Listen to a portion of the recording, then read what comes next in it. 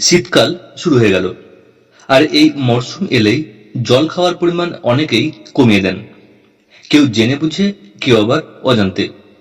ফলস্বরূপ শরীরে বাসা বাঁধে হাজার রোগ। কঠিন অসুখগুলির ক্ষেত্রে চিকিৎসা যত তাড়াতাড়ি শুরু হয়, ততই রোগীর সেরে ওঠার সম্ভাবনা বাড়ে। অথচ কিছু কিছু ক্ষেত্রে নিজেদের ভুলেই অসুখের মাত্রা বেড়ে যায় বেশ কয়েক গুণ। রোজ কিছু বিষয়ে খতিয়ে নজর দিলে কিন্তু প্রথম অবস্থাতেই সতর্ক হওয়া যায়। যেমন প্রস্রাবের রং বা প্রকৃতির প্রতি খেয়াল রাখলে কিডনির নানা সমস্যা, ডায়াবেটিস এসব অসুখের শুরুতেই সতর্ক হওয়া যায়। অনেক সময় প্রস্রাবের সঙ্গে অতিরিক্ত ফেনা বা বুদবুদ দেখে চিন্তিত হয়ে পড়েন। এই নিয়ে কি সত্যিই চিন্তার কোনো কারণ রয়েছে? চলুন জানবো এই বিষয়ে বিস্তারিত ভিডিওটিতে। তাই অবশ্যই দেখুন ভিডিওটি সম্পূর্ণ স্কিপ না করে। আর সাথে করব অনুরোধ, চ্যানেলের সঙ্গে থাকার জন্য অবশ্যই চ্যানেলটি সাবস্ক্রাইব বা ফলো করে রাখুন। বেঙ্গালুরুর চিকিৎসক গিরিশ নেলিফিগির মতে প্রস্রাবের মধ্যে ফেনা থাকা অস্বাভাবিক নয়। চিকিৎসক বলেন, প্রস্রাব তো শুধু জল নয়, তার সঙ্গে মিশে থাকে নানা ধরনের বর্জ্য পদার্থ।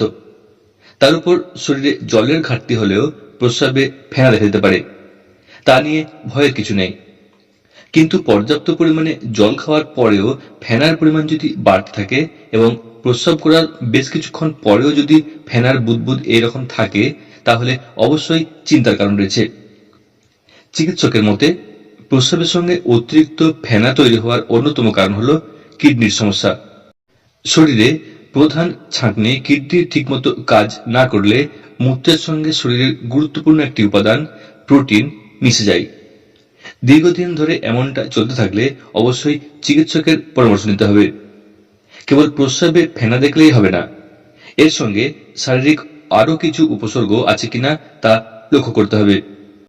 পায়ের পাতা, গোড়ালি ফুলে যাওয়া, মুখ কিংবা চোখের চারপাশও ফুলে যেতে পারে কিডনির এই ধরনের সমস্যা থেকে। যেহেতু প্রস্রাবের সঙ্গে শরীর থেকে প্রোটিন বেরিয়ে যায়, তাই অতিরিক্ত দুর্বল, ক্লান্ত লাগতে পারে। প্রস্রাবের পরিমাণেও হেরফের হতে পারে। প্রস্রাবের সঙ্গে ফেনা মানে কেবল কিডনির সমস্যা ধরে নেওয়া ঠিক নয়। রক্তে শর্করার মাত্রা বেড়ে গেলেও মূত্রের সঙ্গে ফেনা দেখা দিতে পারে। এছাড়া মূত্রনালীতে সংক্রমণ হলেও প্রস্রাবের সঙ্গে ফেনা তৈরি হতে পারে।